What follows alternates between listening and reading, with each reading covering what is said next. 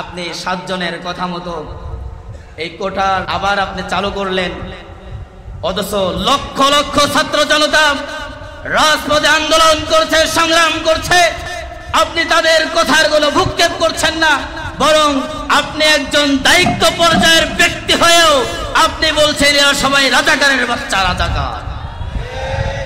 এটা কখনোই কোন স্বাধীন রাষ্ট্রের স্বাধীন সরকারের বক্তব্য হতে পারে না। ইসলামী যুব আন্দোলনের পক্ষ থেকে আজকে আমরা এই বক্তব্য প্রত্যাখ্যান করার জন্য দীপ্ত কণ্ঠে আহ্বান জানাচ্ছি। নারায়ে তাকবীর, নারায়ে তাকবীর। ইসলামী যুব আন্দোলন বাংলাদেশ আতাইকুলা থানা শাখার পক্ষ থেকে আমি দায়িত্ব নিয়ে ঘোষণা দিতে চাই, আমাদের আমির যদি দেশের জন্য, এই দেশের মাটির জন্য, আমাদের ঈমান রক্ষার জন্য আবার কোন আন্দোলনের ঘোষণা দেন, ইনশাআল্লাহ ইসলামী যুব আন্দোলন বাংলাদেশ আমাদের আমিরের ডানে থাকবে, বামে থাকবে, সামনে থাকবে, পিছনে থাকবে, সর্ব অবস্থায় ইসলামী যুব আন্দোলন বাংলাদেশ আমাদের আমিরের নির্দেশনায় আমরা আবারও এই দেশের জন্য, দেশের মাটির জন্য, ইসলামের জন্য, ইসলামী হুকুমতের জন্য জীবন দিতে রাজি আছি, কারাবরণ করতে রাজি আছি, রক্ত দিতে রাজি আছি। আইনাদের সেই অত্যাচার দেখি নাই, কিন্তু বইতে পড়েছি, ইতিহাস শুনেছি, আমাদের মুরব্বীদের কাছ থেকে শুনেছি, মনে হচ্ছিল সেই পাকিস্তানি হায়নারা আবারও আমাদের দেশে, আমাদের এই মাতৃভূমির মধ্যে ঢুকে পড়েছে। সংগ্রামী সাথী ও বন্ধুগণ, আজকে আমরা এমন একটি সময় এখানে সমবেত হয়েছি, ইসলামী যুব আন্দোলনের প্রোগ্রাম। আমাদের অনেকের ছোট ভাই, আমাদের অনেকের সন্তান এখন ছাত্র পড়াশোনা করতেছে, ঠিক কিনা? তাদের চাকরির ভবিষ্যৎ কি? তাদের চাকরির কি ভবিষ্যৎ? আপনারা শুনলে অবাক হবেন। মেধার চাইতে বিভিন্নভাবে কোটার গুরুত্ব বেশি দেওয়া হয়েছে। এখনো পর্যন্ত 56% কোঠা। আপনি কোঠার মধ্যে পড়বেন না, আপনি যতই মেধাবী হন না কেন, আপনার চাকরি পাওয়া বর্তমান সময়ের জন্য সম্ভব না। 2018 সালে বাংলাদেশের ছাত্র জনতার বিক্ষুব্ধ যেই প্রতিবাদ হয়েছিল, আন্দোলন হয়েছিল, আমাদের দেশের সুপ্রিম কোর্টের মাধ্যমে এই কোটা বাতিল করা হয়েছিল। 2021 সালে বীর মুক্তিযোদ্ধার সন্তান হাইকোর্টে আবার রিট করে প্রায় 7 জন মিলে। মাত্র কয়জন? 7 জন মিলে। এই 7 জনের হাইকোর্টে আবার এই কোঠার পক্ষে রিট করার কারণে 2024-এ 5 জন আবারও এই কোঠার যে রিট বন্ধ করা হয়েছিল এটা আবার জারি করা হয়েছে।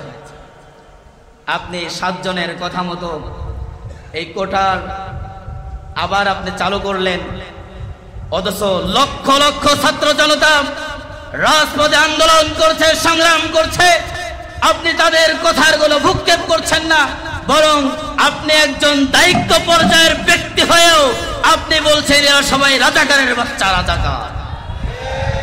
এটা কখনোই কোন স্বাধীন রাষ্ট্রের স্বাধীন সরকারের বক্তব্য হতে পারে না।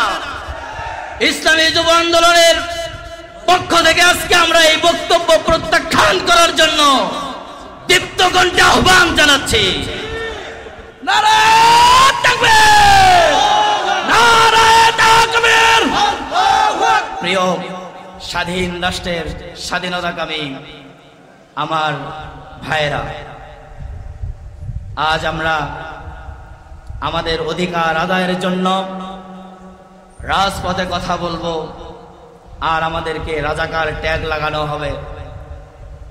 এটাকে সহ্য করা যায়? এটাকে সহ্য করার মতো? আপনারা ইতিমধ্যেই জানেন এখনো পর্যন্ত বিভিন্ন জায়গায় অত্যাচার, হামলা, মামলা, নির্যাতন চলছে। আমি আজকের এই সমাবেশ থেকে আমাদের রাষ্ট্রীয় পর্যায়ে যারা দায়িত্বশীলরা আছেন তাদেরকে উদারত আহ্বান জানাবো, সাধারণ শিক্ষার্থীদের উপর সকল প্রকার হামলা, মামলা, জুলুম, নির্যাতন বন্ধ করতে হবে। যদি বন্ধ না হয়, ইসলামী আন্দোলন বাংলাদেশের আমির পীর সাহেব চরমনায় যদি ঘোষণা করেন, ইনশাআল্লাহ আমরা সাধারণ শিক্ষার্থীদের এই গণ দাবি আদায়ের জন্য আমরা আবারও জীবন দিতে প্রস্তুত আছি, কারাবরণ করতে প্রস্তুত আছি, রক্ত দিতে প্রস্তুত আছি। আমরা আমাদের দেশের পূর্ণ স্বাধীনতা আবার ফিরে পেতে চাই।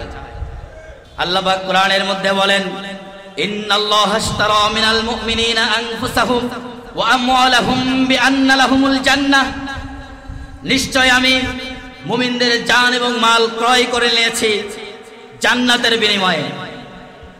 আমার জান, আমার মাল সবকিছু আমার আল্লাহ কিনে নিয়েছেন কিসের বিনিময়ে?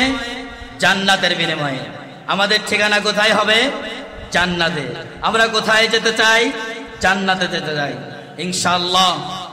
ইসলামী যুব আন্দোলন বাংলাদেশ আতাইকুলা থানা শাখার পক্ষ থেকে আমি দায়িত্ব নিয়ে ঘোষণা দিতে চাই, আমাদের আমির যদি দেশের জন্য, এই দেশের মাটির জন্য, আমাদের ঈমান রক্ষার জন্য আবার কোন আন্দোলনের ঘোষণা দেন, ইনশাআল্লাহ ইসলামী যুব আন্দোলন বাংলাদেশ আমাদের আমিরের ডানে থাকবে, বামে থাকবে, সামনে থাকবে, পিছনে থাকবে। সর্ব অবস্থায় ইসলামী যুব আন্দোলন বাংলাদেশ আমাদের আমিরের নির্দেশনায় আমরা আবারও এই দেশের জন্য, দেশের মাটির জন্য, ইসলামের জন্য, ইসলামী হুকুমতের জন্য জীবন দিতে রাজি আছি, কারাবরণ করতে রাজি আছি, রক্ত দিতে রাজি আছি।